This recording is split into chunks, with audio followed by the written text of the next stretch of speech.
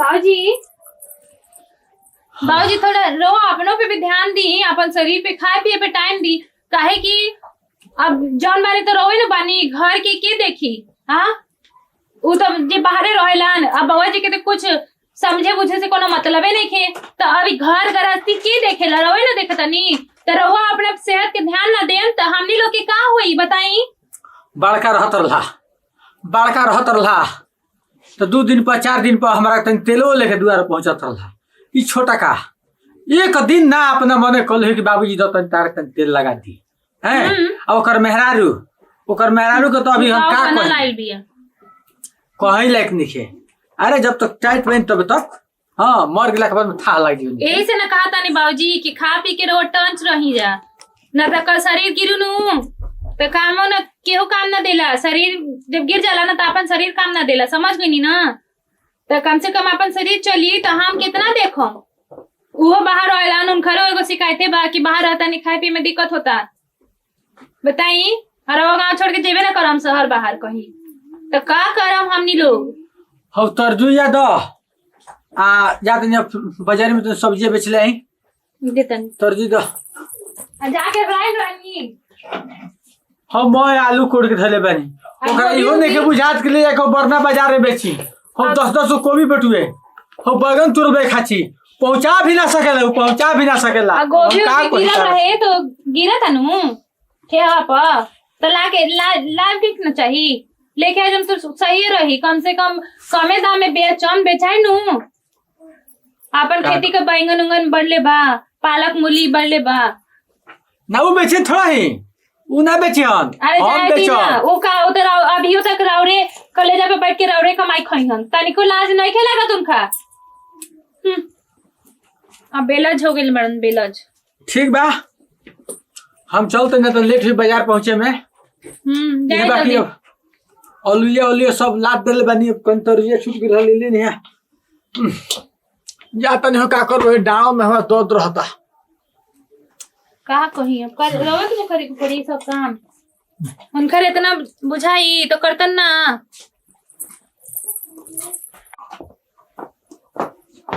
कहो आ गई जी। कहाँ गोल रानी जी? तारी घूमे गोल रानी हाँ। घूमला के बाद और कोनो काम नहीं है कारो राजी में बाटे नु सब्जी बेचे के तो काहे ना गोल रानी हनी। अरे हम जाई सब्जी बेचे रवि किशन के मार्केट खराब करबे का के कहता और मार्केट खराब हो जाई तुझ कहता के काहे ना गोले बेचे जदी बाबूजी को सही बेचे दी रोरा मत ऐसे हम घर से निकलल रानी। हां ठीक करे रानी हनी बाबूजी लेके चल जियो सब्जी तब हम आई। हां हमहु जल्दी ऐसे ना करी ना ऐसे छोड़ दिए ये सब काम अपन सही रहनी ठीक ना। हाँ खाना वाना बा? हाँ बाटे खाइम का? हाँ चली तब खाली तो खाना ना देबो भूख लगल बा। छोटकी हाँ दीदी बोली। और सुना ना तू घरे के मतलब काम उम कर ली हाँ ठीक बा, बर्तन बासन सब कर ली हाँ ठीक बाटे। हम जाता नहीं बाजारे काहे कि हमरा के कुछ सामान लावे के बा, गोलमरीच जीरा तेजपत्ता ये सब लावे के बाद समझ गेलू ना। तो हमरा भी बहुत देर लग जाये, समय लग जाये हमरा। तो अगर हमरा रात हो जाए सांझ मतलब बीत जाये तो तू का करिए खाना वाना बनावे के इंतजाम कर दिए। ठीक बा हम आवत नहीं। हाँ ऐसे तुम कोशिश करो कि जल्दी आ जाए, समझ गेलू ना। ठीक बा दीदी रोरा जाए एकदम निश्चिंत जाए हम और चिका के ध दे बर्तनों माज के ध दे। हाँ चल रे कर दी है इतना। ठीक बा आवत नहीं।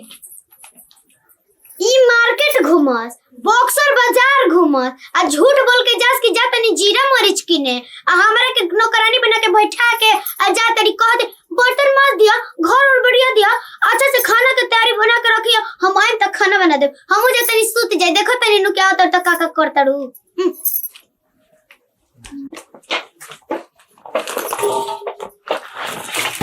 अरे बाप रे बाप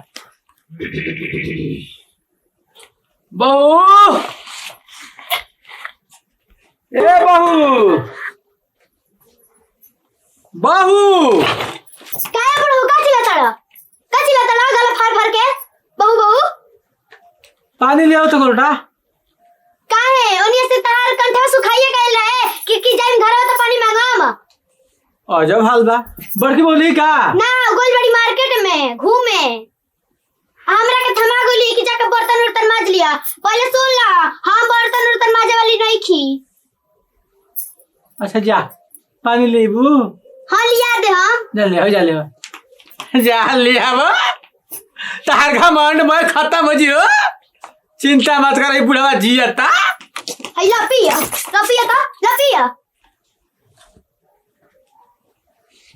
ऐसे का गुड़र के ताकतला हम तीन तो पानी पीला तू ही पियो।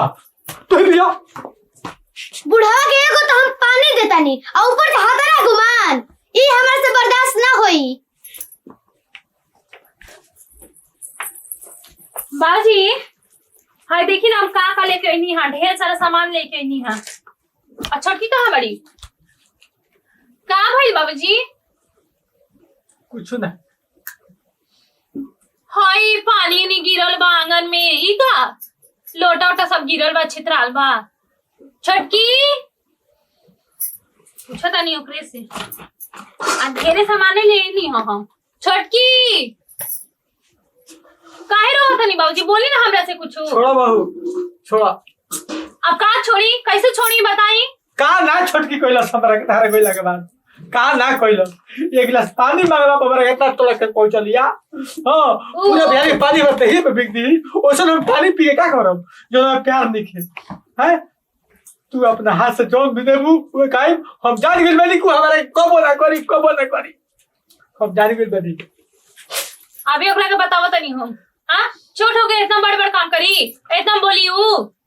हम बड़ हो गए इतना ना बोलनी हारो से आज तक और इतना मुंह चलावे लगी। हां अभी बताओ तनी हम सब इंतजार को। बाप रे बाप मार कमाई जा होई दादा। बाबूजी जी के बेचारा था और वो मलकिनी बनी। हां छटकी अरे कहाँ बड़ी रे? का हो गई दीदी? का हो गई? हई कहाँ बा? अब तू बाबूजी से मुंह लगावे लगली। हाँ कहाँ मुंह लड़ाई नहीं का ना कहली तू बाबूजी के? पानी देनी यानी पानी मंगनी बाबूजी तब पानी देनी और का कहनी और तो पानी कतना मेहनत से देनी यानी और तो तरी बिक देला हड़ा। तनी को शर्म नहीं के तारा? हम बाबूजी के आंख में आंसू आज हम इतना दिन के बाद देखनी है। बुढ़ाओ के नहीं ना एको दिन बाबूजी के आंख में आंसू ना देख लेनी, समझ कीजो ना। वो बुढ़ाओ कैसे ही रोए दी या रोवे दी का रोवे दी हो? देखना जे हमरे के नाटक कर दी सब तू तो सारा कर दे। चुप मेर मां कहीं का मौका भटकेला बहु रहना अब देखो ना कैसन मेहरारू आई बड़ी। हां तनी को ला शर्म बा। ए जी बाबूजी के हम बाबूजी के नाम चुप गई ना। एक मिनट चुप रह, हम बोले तू यहाँ आगे झगड़ता है इसलिए भर दिन। बाबूजी के आंख में आज आंसू आ गइल बा एकरा चलते। हां काका बाबूजी के पता ना हमार पीछे कहली है बोलली है। बाबूजी रोवा तारन जब बाहर चल गेला ना भी रोते तो हम का करी जाके उनका के बाबूजी हमरा के माफ कर दे। तो सब बाजारे का चल गईनी है हम की घर के पूरा अथी करके रख ली है। डेढ़ बने तेज बने की कोशिश कम कर, समझ गेली ना। अबे बाबूजी के चलता बाबूजी जी के चली, समझ गेलो ना। हमार मरद कमावत रहन बाहर तनी तबो हम शासन ना चलावत तनी बाबूजी पे। ते पे गुमान करे कैसे रहतानी गुमान करे इतना अच्छा से रहतानी, समझ गेलो ना। चाहती ना तो एक चुटकी में निकाल के बाहर खदर देती। बाजारे का चल गई ऐसे कहतड़ी मत बोला। ए जी ऐसे वो कहतड़ी एक चुटकी में खदेड़ दे हम। ऐसे कहतड़ी कि हमनी के घर में ही हक के नहीं खे। हां अरे औरा नु बहुत चुप रही ना। तू झूठो कनी का जगड़ देली से झूठो कनी का जगड़ देली से झूठो कनी का जगड़ देली से लागेला नु कि हम ना रौरा पतो ही बन के घर में बने। ऐसे चुप रही ना। तू ही बोला पटेने अंतर है कि तू ही बोला तू ही चढ़ो। ई तो हमहू जानता नहीं कि हमनी के बन के रहे के बाटे। लेकिन देख ली बुढ़वा जन बाटे और बाबूजी आए वो बाबूजी ना एकदम हम का कही बहुत हरामी बड़न बुढ़वा। आज देखी आज दीदी से हमर बहुत शिकायत कर ले बनी नु। आज हम बुढ़ा के बता दे हम कि हम कौन खानदान के या कतना हद पार से कर सकीना। तो जाना अब ये दिखाओ देखिए ना हम अपन औकात बताइए तुम कि हम कहां तक ले जा सकीना। औकात बताओ साड़ी बैठल बड़ी चुपचाप। बाबूजी हाली चाय पी गरम हाली चाय पी। काहे इतना सोचता नहीं बाबूजी? हां उता अपन करम करेली बिगाड़ेली रवा का ओकरा साथ गलत कहनी है। रवा तो सबकी एक बराबर देखता नहीं और करता नहीं। हां मानता नहीं मान जन रवा एक ही बराबर करता नहीं। ई तो अपन खराब करत नहीं।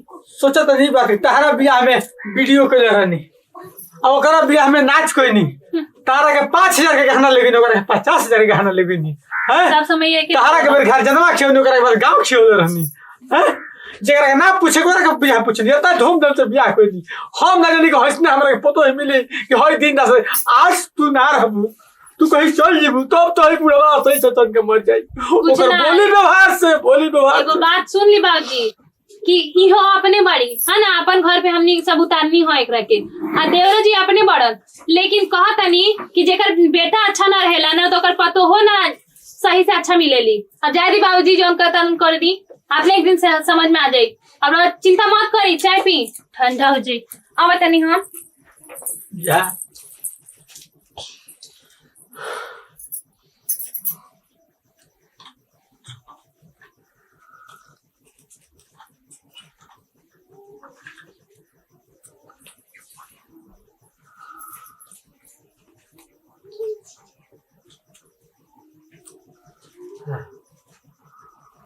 चाय पिया तड़ा बुढ़ऊ तू चाय पिया तड़ा चुगली लगा के दीदी से तू चाय पिया तड़ा देख आज हम तारा के धमकी देता नी बस बतावा तनी तू ज्यादा उड़े की कोशिश मत कर नहीं तो तारा के दिखा दे हम के हम कौन नकल के हनी तू दीदी से झगड़ा लगा के आराम से चाय पिया तड़ा बहू चिल्लाए लगला बहू के गुलाम बहू का बाबूजी दी रुसिया दी अरे कागज से दीवार के चाय से ज्यादा से हाथ से मार देवे देखी लाल हो गई बा अब जाय दी का कहली है बोली हमरा के अभी बताओ तनी अब बहुत ज्यादा हो गई रोवे से तुम छोड़त रहनी है रोवे हमरा के चाय देते हुए अब जो पहले ते मांगलिया तो एकदम मारती हाथ से चाय में बिगा गेला अभी बताओ तनी छटकी अब हम ना सुनम अब हमरा के रोवे का बाई धले ले बा का बाई धर ले बा हमरा के ढेर बोलबी ना त मार देम ना एक थप्पड़ के दिमाग ठंडा हो जाई समझ गेली ना अब किसी ना अरे शर्म आवे के चाहिए तारा के आऊ का गेली का बाबूजी खेले बड़ा का बाबूजी खेले बिहार के मन भाग का बाबूजी मारो ऐसा होई मरद के तो टाइट करके रखे के चाहिए लेकिन मर के ऐसा बा बहुत छोड़ा मत शान से खड़ा रह समझ गेली ना बहुत ज्यादा हो गइल बाप लोड खराब हमारे को लोड बहुत ज्यादा हो गइल लोड खराब उठी हम समझाओ तेन उठाओ गिरा तेरा का देह में जान नहीं खे चाल भेज सुन बोल चाल शर्म कहीं के शर्म आवे के चाहिए तहरा का समझे तारो बाबूजी के इन खरे खा तारो इन खरे पे तो शासन चलावत तारो तनी को शर्म लाज नहीं खे तारा हमरा शर्म लाज काहे नहीं के हम जैसे रहनी वैसे हम अपन करत रहनी अच्छा नैहर ससुरा के बात अलग होला तबे नो कहाला नैहर ससुरा और बाबूजी के जगह तहार बाबूजी रहतन त का करतू ऐसे ही करतू का बाबूजी से अपन ऐसे ना करती तो वो बाबूजी से ज्यादा ससुर होलन समझ गेलू ना तो इनका के हम अपन ससुर ना मानी ना का हां ससुर मान ली लेकिन माई मन में कांड कर मानी ना देनी का हर बात मानी ना देख छोटकी झूठ बाबूजी पे इल्जाम मत लगा हम सब जानते बाबूजी कैसन बाड़न समझ गेलिए बहुत सीधा बोला सुधारी ना सुधारी यार सुधार जाना तो निकल जा सीधा अभी निकलो